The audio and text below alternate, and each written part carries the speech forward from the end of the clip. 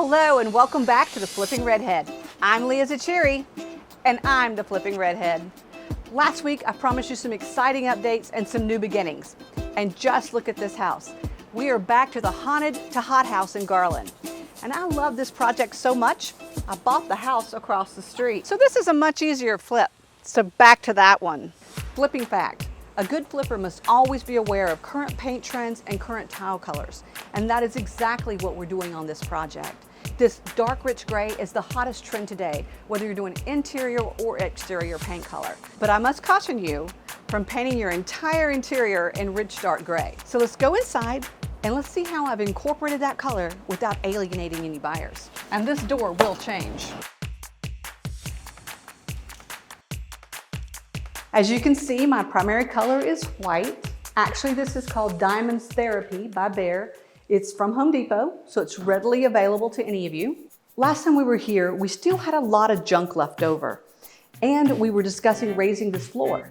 Now this floor is raised, and wow, what an amazing difference it makes. Now this whole floor plan just flows naturally into the kitchen.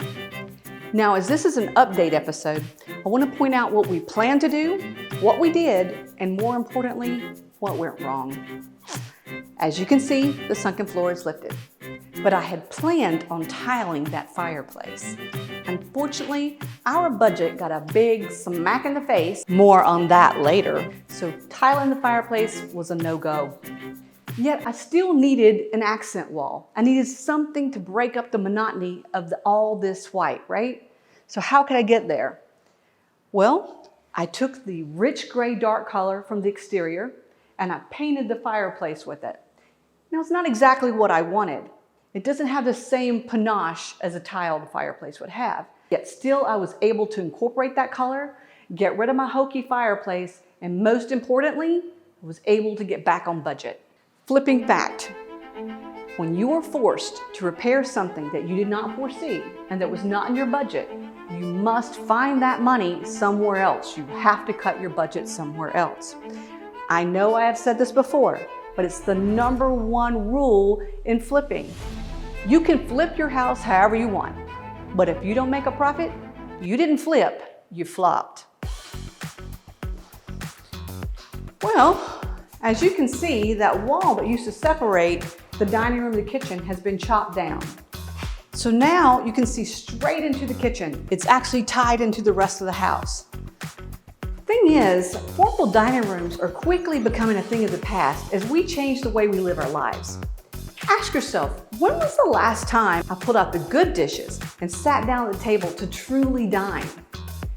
Was it Easter? New Year's? Christmas? Or do you do what most Americans do? That you just set the food out there and say, serve yourselves. So, do I really need a formal dining room? Flipping fact 3. A good flipper needs to always be cognizant of cultural and lifestyle preference changes. We need to take those changes and use them in our design so that we're always appealing to the most amount of buyers. So, do I really need a formal dining room? You have to ask yourself, who is my end buyer? And demographics in this neighborhood show that most likely my end buyer is a young family, and most likely this is their first home. So if I take away the formal dining room, it's going to put a doubt in their mind as to where does my table go?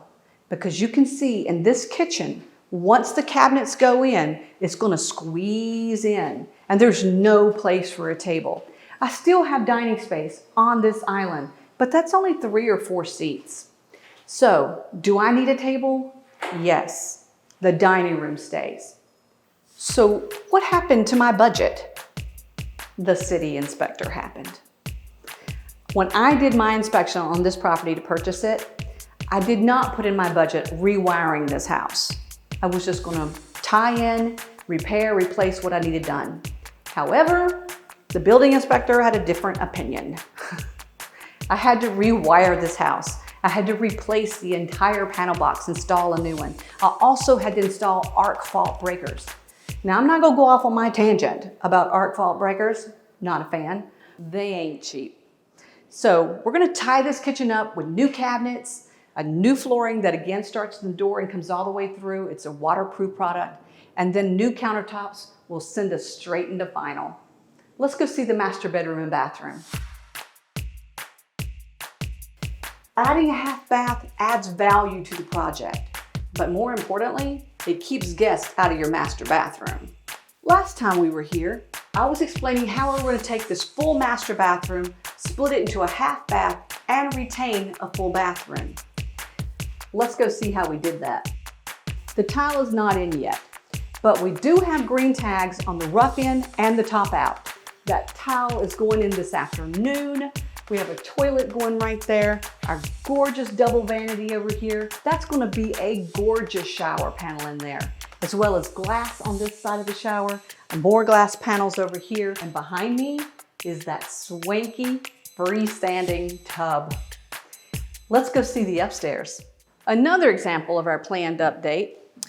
We had planned on replacing this black railing with something with a little panache, something cute. But that same wiring problem took the money for this railing off the table. So we painted it. We have new carpet going up these stairs. It's going to continue into this loft and into the 2 bedrooms. Not much changing there. But if you recall last time, we had mold. All the mold has been remediated. We also had holes. So our holes have been filled. Our bathroom is now enclosed, watertight. Our flooring has been replaced, our new tub is in, and it's ready for tile. So, obviously this Haunted the Hot house is well on its way to hot. Thank you for watching. I hope you've enjoyed this episode. I hope you've learned a flipping factor 3. And join us next time as we start a new project. It is Project Homestead. Very important to us, as we're not going to be following the typical flipping rules. We're going to be doing it for our personal taste and our personal wishes.